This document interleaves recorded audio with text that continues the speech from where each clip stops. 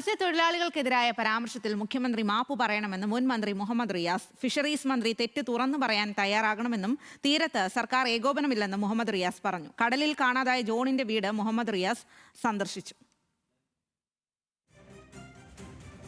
കേരളത്തിന്റെ മുഖ്യമന്ത്രി പരസ്യമായി മത്സ്യത്തൊഴിലാളികളോട് മാപ്പ് പറഞ്ഞു.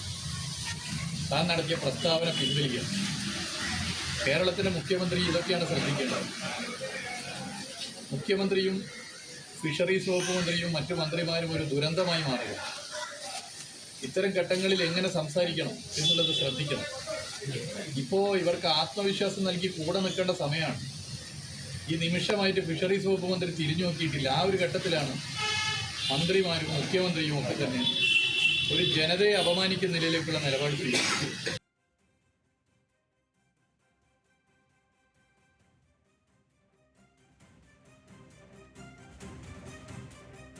ബിനിൽ ലീല സാബു വിവരങ്ങളുമായി ചേരുകയാണ്.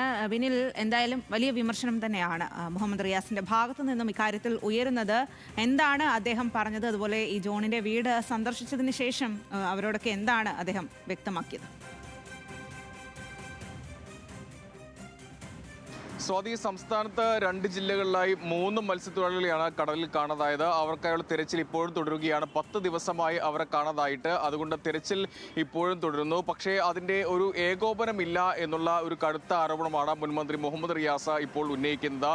ഇന്ന് രാവിലെ വിഴിഞ്ഞത്ത് കടലിൽ കാണാതായ ജോൺ മത്യാസിന്റെ വീട്ടിലാണ് മുഹമ്മദ് റിയാസ് സന്ദർശിച്ചത്. അതിനുശേഷം മാധ്യമങ്ങൾ കണ്ടപ്പോഴാണ് ഇത്തരത്തിൽ മുഖ്യമന്ത്രിക്കെതിരെയും വകുപ്പ് മന്ത്രിക്കെതിരെയും അതിരൂക്ഷമായ വിമർശനം മുഹമ്മദ് റിയാസ് ഉന്നയിച്ചത്. മുഖ്യമന്ത്രി നേരത്തെ മാധ്യമങ്ങൾക്ക് മുന്നിൽ നടത്തിയ പരാമർശം ഏറെ വിവാദമായിരുന്നു. ഈ തീരദേശത്തേക്ക് പോകുമ്പോൾ അവിടെ പോയാലുള്ള സ്ഥിതി നിങ്ങൾക്ക് അറിയാമല്ലോ എന്നുള്ള ഒരു പരാമർശമാണ് അദ്ദേഹം നടത്തിയത്. ആ പരാമർശം നടത്താൻ പാടില്ലാത്തതാണ്. അക്കാര്യത്തിൽ മുഖ്യമന്ത്രി പരസ്യമായി മാപ്പ് പറയണം എന്നൊരാവശ്യമാണ് ഇപ്പോൾ മുഹമ്മദ് റിയാസ് ഉന്നയിക്കുന്നത്. അതോടൊപ്പം തന്നെ ഫിഷറീസ് മന്ത്രി അദ്ദേഹം അവിടേക്ക് എത്തുന്നില്ല. ഈ മത്സ്യത്തൊഴിലാളികളെ കാണാതായ സ്ഥലങ്ങളിലേക്കൊന്നും നേരിട്ടെത്തിയുള്ള ഏകോപന പ്രവർത്തനങ്ങളില്ല. അവിടെ ഏകോപനങ്ങളിൽ വലിയ കുറവുണ്ട്. ഇക്കാര്യം തുറന്ന് സമ്മതിക്കാൻ ഫിഷറീസ് മന്ത്രി തയ്യാറാകണം. അതിനുശേഷം ഒരു ഏകോപനം ഇക്കാര്യത്തിൽ വേണം എന്നുള്ളതാണ്. പ്രത്യേകിച്ച് ഈ തീരപ്രദേശങ്ങളിലേക്ക് ബന്ധപ്പെട്ട മന്ത്രിമാരോ മറ്റാളുകളോ എത്തുന്നില്ല എന്ന വലിയ പരാതി ഇപ്പോഴും ഉന്നയിക്കുന്നുണ്ട്.